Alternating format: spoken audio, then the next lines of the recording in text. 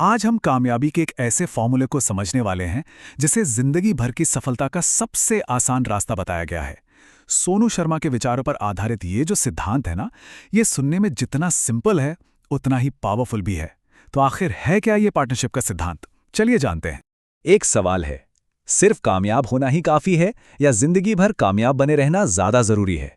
क्या सच में कोई ऐसा फॉर्मूला हो सकता है? ये एक ऐसा सवाल है जो हम सब कभी ना कभी खुद से जरूर पूछते हैं, और हमारे सोर्स के मुताबिक हाँ, इसका एक जवाब है। और वो जवाब पता है एक बहुत बड़े वादे के साथ आता है कि आगे बढ़ने का एक सबसे आसान रास्ता मौजूद है। ये अपने आप में एक बहुत बड़ा दावा है ना? तो आखिर क्या है वो रास्ता?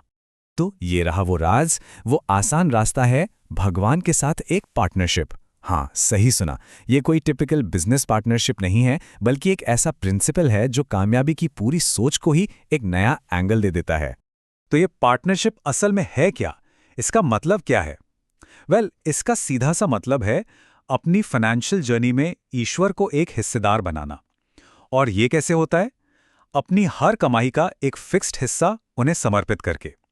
ये एक तरह का फाइनेंशियल और स्पिरिचुअल कॉन्ट्रैक्ट है। ठीक है, एक अनदेखी शक्ति को पार्टनर बनाने का आइडिया तो बड़ा इंटरेस्टिंग है, लेकिन इसे अमल में कैसे लाया जाए? मतलब इसके नियम क्या हैं? तो देखिए, ये सिद्धांत कहता है कि शुरुआत 5 या 10% से की जा सकती है। ये पार्टनरशिप का वो शेयर है जो आप अपने इनविजिबल पार्टनर को देते हैं। अब ये कोई हार्ड एंड फास्ट रूल नहीं है, बल्कि एक तरह का स्टार्टिंग पॉइंट है। लेकिन यहाँ सबसे ज़रूरी बात यह है कि परसेंट कितना हो, ये पर्सनल चॉइस है। चाहे वो 5% हो या 10, असली ताकत उस कमिटमेंट में है, उस पर टिके रहने में है। यहाँ पर इरादा और अनुशासन नंबर से कई ज़्यादा मायने रखते हैं।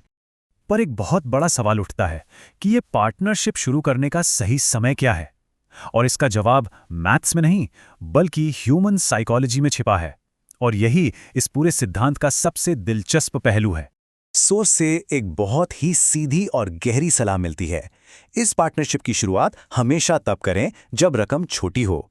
ये सुनने में शायद थोड़ा उल्टा लगे, लेकिन इसके पीछे एक बहुत बड़ी वजह है।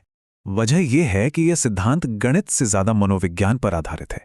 इसका असली मकसद है देने की आदत बनाना। और कोई भी आदत, जैसा कि हम जानते हैं, तब आसानी से बनती है जब शुरुआत छोटी हो। इसे ऐसे समझिए, जब कमाई 100 रुपये होती है तो उसमें से 5% यानी 5 रुपये देना बहुत आसान लगता है ना?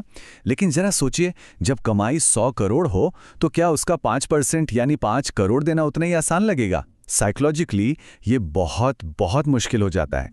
इसीलिए आदत छोटी रकम से बनानी होती है, ताकि जब रकम बड़ी हो जाए तो वो अनुशासन बना रहे।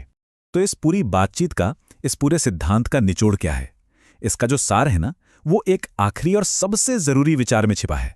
इस पूरे सिद्धांत का सार बस इतना सा है: देने की आदत जल्दी बनाइए। यही आदत ही कामयाबी और उस अनदेखी पार्टनरशिप की जिंदगी भर की नींव रखती है।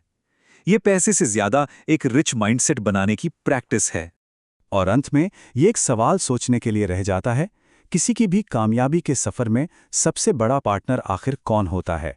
शायद इसी सवाल के जवाब में आगे का रास्ता छिपा है।